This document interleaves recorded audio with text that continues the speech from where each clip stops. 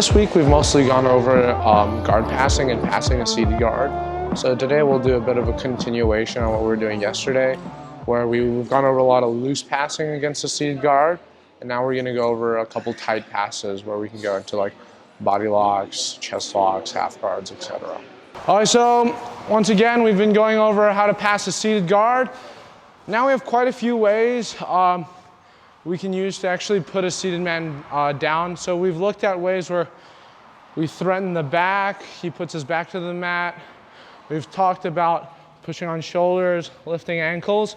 Another way that I really like to go about doing this is when I feel like he's aware of me either pushing on his shoulders, lifting ankles, and I can't flank to a side. So from here, I'm trying to put him down, but he's stripping all these grips. I find it very difficult to get anywhere, so I'm stepping my foot in. From here, I'm gonna look to use my knee to push him to his back and get to a headquarters position. From here, there's a lot of things we can start doing based on what reaction he gives. If he's doing a really good job of keeping my weight off of him, from here, it's gonna be easier for me to go into positions where I'm looking to flank and start working from a camping position like we were talking about before. However, if he's looking to maintain this connection, keep your knee on the top hip, yeah, nice. Maintain this connection and he doesn't want me to loose pass, he might look to lock in De La Rivas, he might look to play from here, and now we'll look how to pass from positions like these. Well, we're gonna address a situation in which we can't really get much offense going because they started locking a De La Riva hook. So from here, maybe I've tried looking to float pass, but they've taken a cross lat grip and managed to off balance me and get to a position where they have a good De La Riva hook. And from here, if I don't address this appropriately, it could start leading me to be put in bad positions. From here, what I'm gonna look to do is I'm gonna look to bring the secondary leg out of behind of my knee. Because if he's behind my knee or he's stepping on my leg, it's gonna be quite difficult for me to pull my leg through because he can start off balancing, planting hands to the mat. So what I'm gonna do is first bring this to his butt, and then from here, I'm gonna start back stepping. From here, off of the back step, what I'm gonna aim to do is look to get a position where I'm knee to knee over his knee. So from here, even though this looks quite unathletic, if he tries to off balance me, it's going to be quite difficult and it's gonna give me opportunities to like free my leg and pass. So what I'm gonna look to do is create a shearing effect between my leg and his knee to pull my De La Riva foot out. In a bit, we'll go over what other grips he can use to like grab a De La Riva. Like, for example, if he takes an underhook De La Riva, we can't do the same thing. We'll go over what we'll do then, but we won't do that for now. Anyways, from here, he starts locking a De La Riva. I'm pushing his foot down, and I'm back stepping through. I'm looking to get knee to knee, and I'm gonna post into his far shoulder. The reason I'm doing this is to make it very hard for him to start coming to his side and either like heisting or making it harder for him to off balance me. Now I'm gonna drive my left knee down, and as I pull my right foot up, and now from here, I can get to a flanked position. From here, it's likely he's gonna start looking to bring his bottom leg in and possibly look to high leg. From here, we can continue with a lot of the stuff we've been doing before, thinking about the idea of leading edges. If you were here last night, we talked about what we can do when he enters a leg. We'll go over that briefly later, but for now, just working on this De La Riva break, especially when we're trying to put them down, but it's hard for us to lift ankles, can't get to a flank, so we come into a headquarters. Sometimes it's gonna be very difficult for you to push this secondary leg down because he might have good connection, there might be a size difference. From here, make sure that they can't grab your foot, right? If they do, then there's risks of double ankle sweep.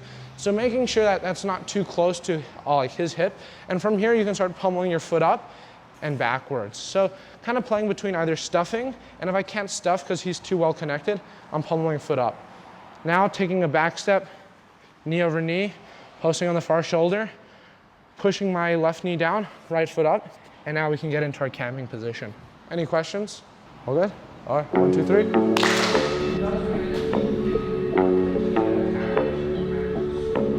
Strip this down. We can start like thinking about ways where instead of looking to free my leg, I can start dropping into half guards and stuff like that. Camping position. If he manages to re-guard, looking to know.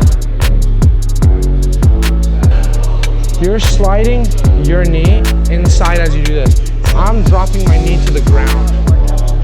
So now I'm coming outside of his leg.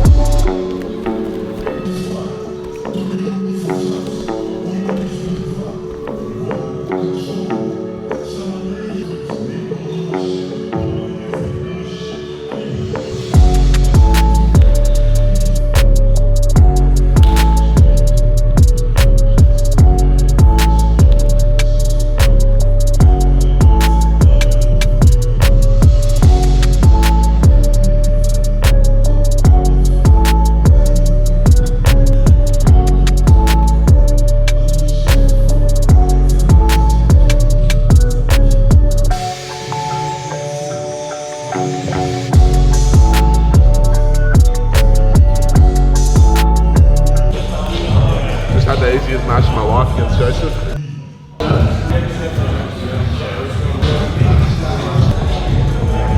It's good that he's come to a gym, you know. First some of the big dogs. I'm just saying I had the hardest match of my life against Joseph. Yeah, just saying that. Wow.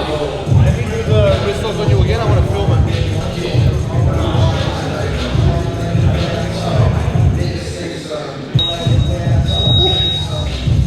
Because people are wary of this, so I just do this. Oh, And then they react. yeah.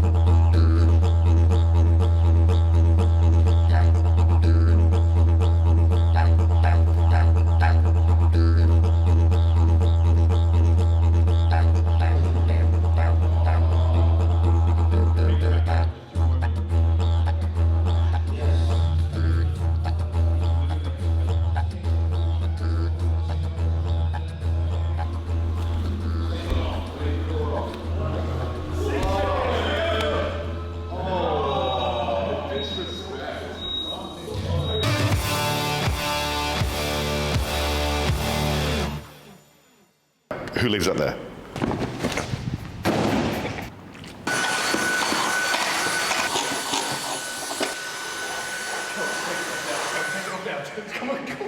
Who's coming in? Who's coming in? What? Who's coming in? Who's it? Who's it? Sorry, bro. We're just doing like that. Dude, it's just so stupid.